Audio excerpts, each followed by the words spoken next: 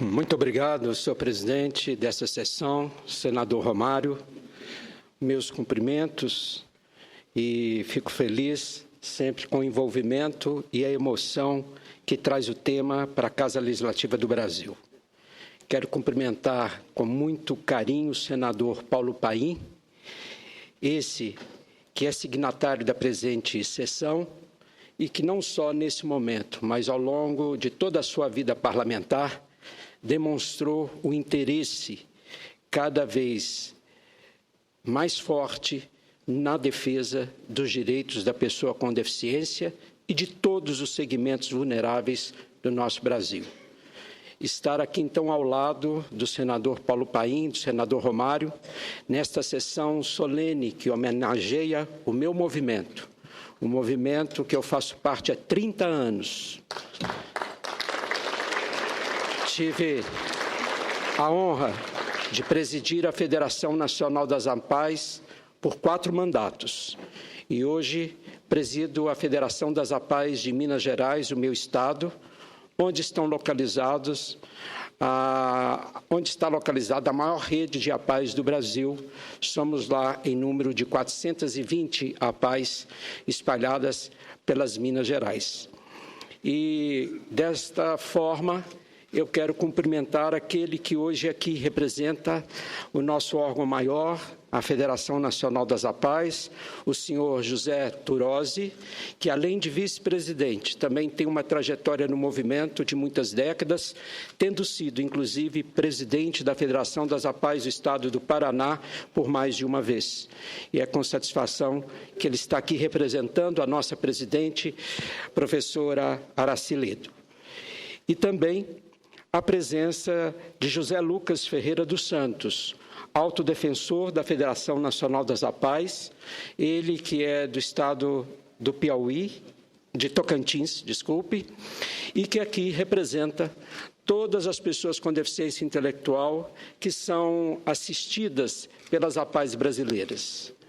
Tanto o senador Paulo Paim como o senador Romário colocaram já uma breve história do nosso movimento. Na realidade, é um movimento precursor, é um movimento pioneiro, é um movimento que trouxe pela primeira vez para o território brasileiro a capacidade de organização das famílias, que a partir do imobilismo do Estado fizeram com que os espaços de convivência da pessoa com deficiência pudessem ser criados no Brasil. Por termos 60 anos de história, senador Romário, nós vivemos vários momentos. O momento da exclusão total, o momento da integração, estamos vivendo hoje o momento da inclusão. E cada um desses momentos com uma conceituação própria, mas ao longo dos 60 anos, o movimento apaiano teve um papel político fundamental. Foi esse movimento que influenciou as primeiras leis que nós temos no Brasil. Lá atrás, quando ainda o Ministério da Previdência Social é que acolhia todas essas questões, foi introduzido pela primeira vez a condição de concessão de identificar esta pessoa como beneficiário da Previdência. E foi um amigo nosso, um fundador do movimento apaiano, que foi deputado lá na década de 60, que conseguiu isso. O ex-deputado federal, doutor Justino, que já faleceu, que foi um dos nossos fundadores. E essa trajetória de conquista se deu na Constituição brasileira, onde as APAES tiveram um papel fundamental para a inclusão do benefício de prestação continuada, porque foram as APAES brasileiras que colheram 1 milhão de assinaturas que aqui vieram para poder ser uma emenda popular incluída na Constituição de 88. A APAE foi pioneira também na realização dos grandes eventos. A primeira Olimpíada Nacional que nós tivemos no Brasil de pessoas com deficiência foi realizada pela APAE, inclusive pelo um conterrâneo do senador Romário, que foi um dos nossos fundadores, que foi presidente da Federação Nacional dos Apais, Coronel Borba, que, como militar naquela época, usou a estrutura do Exército para a realização da primeira Olimpíada Nacional. Se hoje nós orgulhamos dos resultados do medalheiro das Paralimpíadas, aquilo começou lá atrás, na década de 50, quando as pessoas começaram a acreditar na pessoa com deficiência. As APAES foram pioneiras na introdução do teste do pezinho para o diagnóstico precoce, numa época que o SUS não assumia isso como política pública. As APAES de São Paulo, Curitiba, Rio de Janeiro, montaram os seus laboratórios e enviavam o papel filtro para as APAES do Brasil, que colhiam do recém-nascido sangue e enviavam para esses laboratórios a realização desses exames. Com isso, influenciamos o SUS depois incorporá-lo enquanto política pública. O atendimento a crianças de 0 a 3, chamado estimulação precoce, foi introduzida no Brasil, pioneiramente pela APAE de São Paulo, que irradiou com processo de formação para toda a rede APAE brasileira. E ali já começamos a identificar que, quando o atendimento é precoce, nós temos resultados efetivos na trajetória de vida daquela pessoa. Então, quanto orgulho tenho de fazer parte desse movimento, que foi construído por tantas mãos, como o próprio senador Romário colocou, de forma anônima, discreta, lideranças comunitárias convictas, presentes, que fazem a mudança da vida da pessoa com deficiência em mais de 2.100 municípios brasileiros. Por isso mesmo que a APAE tem eco no Congresso, tem eco na sociedade. Nós já somos pela 6ª vez identificadas como a entidade mais respeitada pelo ranking feito pela revista Seleções, que identificam as marcas mais respeitadas do Brasil. E já somos ao concurso, né, Turose? Não podemos nem mais receber o prêmio, porque repetidamente a sociedade brasileira, por votação através de uma empresa de pesquisa, identifica esta marca como a marca mais conhecida e respeitada pelo cidadão brasileiro. Quanto orgulho! E se nós temos esse orgulho, nós temos ainda muita responsabilidade. Por falar desse nome, de abrir a boca para falar desse nome, nós temos que respeitar o nosso passado, porque nós estamos construindo o presente da história apaiana e deixaremos, com certeza, um legado para gerações outras que virão. O maior orgulho nosso hoje é de saber que, se fomos pioneiros, hoje outras entidades e outras organizações também têm um status importante de luta política na defesa dos direitos das pessoas com deficiência. E a grande maioria dessas entidades, às vezes, surgiram de membros que pioneiramente estavam dentro da nossa organização e que depois irradiaram por outros movimentos no Brasil.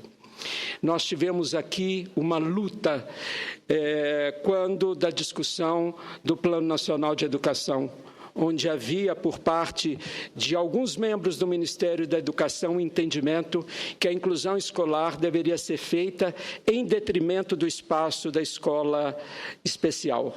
A APAE lutou de forma aguerrida para que isso não acontecesse, mas o Congresso sensível percebeu que precisamos sempre criar novas alternativas. Se a inclusão escolar é nosso lema e defendemos, nós temos que ter alternativa para aqueles que não conseguem ter dentro da escola comum o que necessitam. E se nós restringíssemos o direito da escola especial, nós não estamos ampliando o direito, mas dando apenas uma alternativa, e a outra, se não houvesse adaptação desta pessoa, não existiria para acolhê-lo nas suas reais necessidades. Foi colocado aqui, senador, que nós estamos na Semana Nacional da Pessoa com Deficiência Intelectual e Múltipla. E o senador Paulo Paim disse muito bem, como o senador Romário. Esta semana, antigamente, era chamada de Semana Nacional do Excepcional, e até hoje, às vezes, é conhecido dessa forma.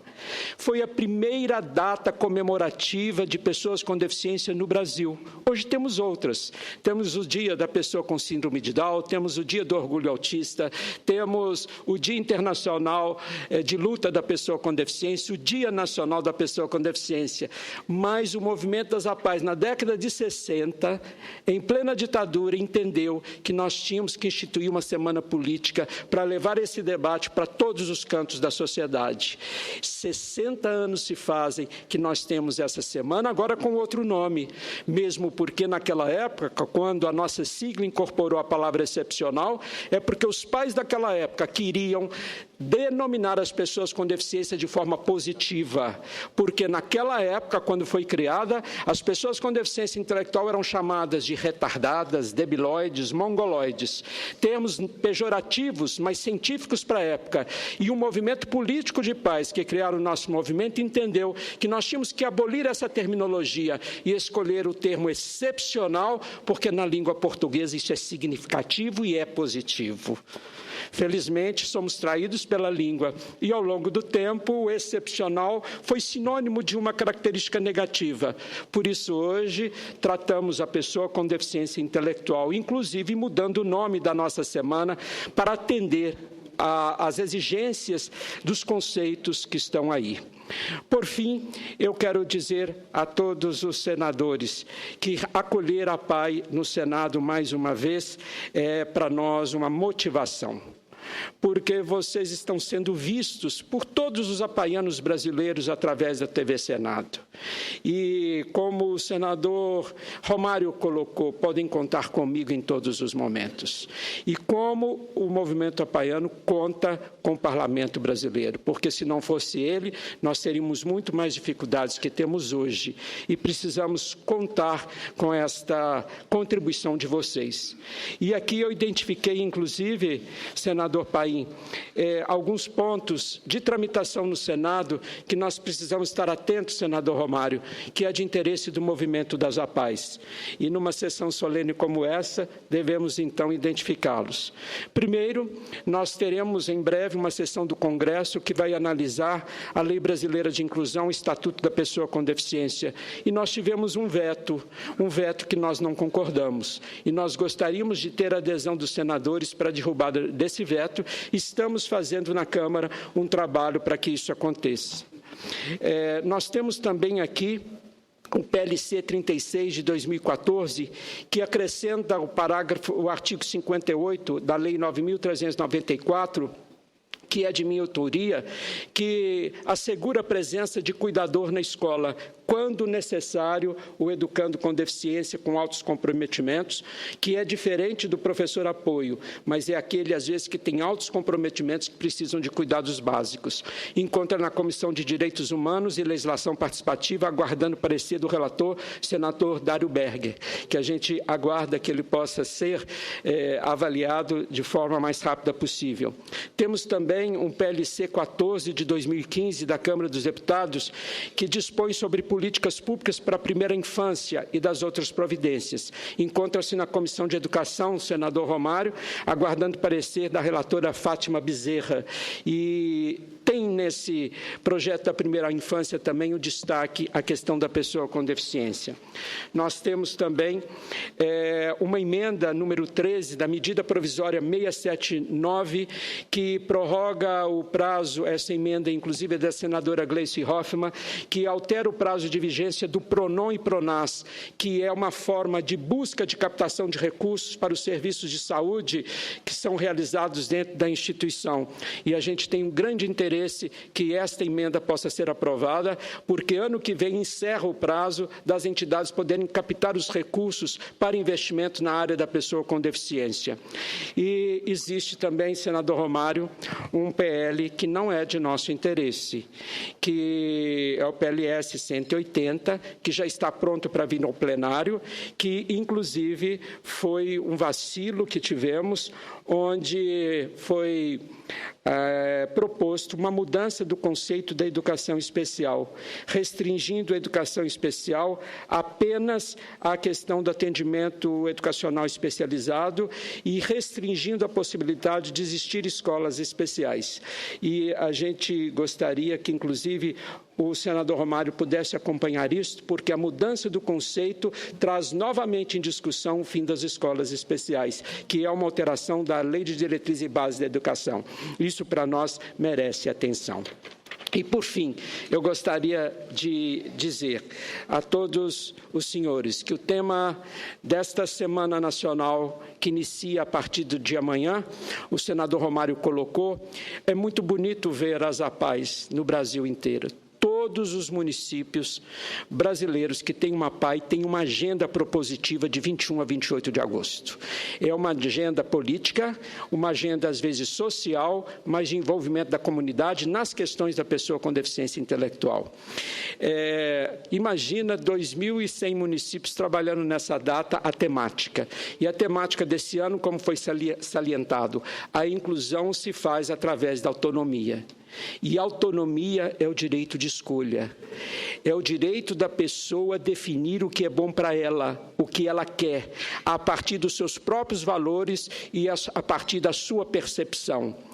E a pessoa com deficiência intelectual, ao longo de décadas, foi impedida, inclusive, de decidir sobre aquilo que quer, com a impressão que a sociedade sempre teve deles, por limitações, às vezes, de expressão ou uma dificuldade na formulação do pensamento, reduzimos essas pessoas a não ter vontades próprias.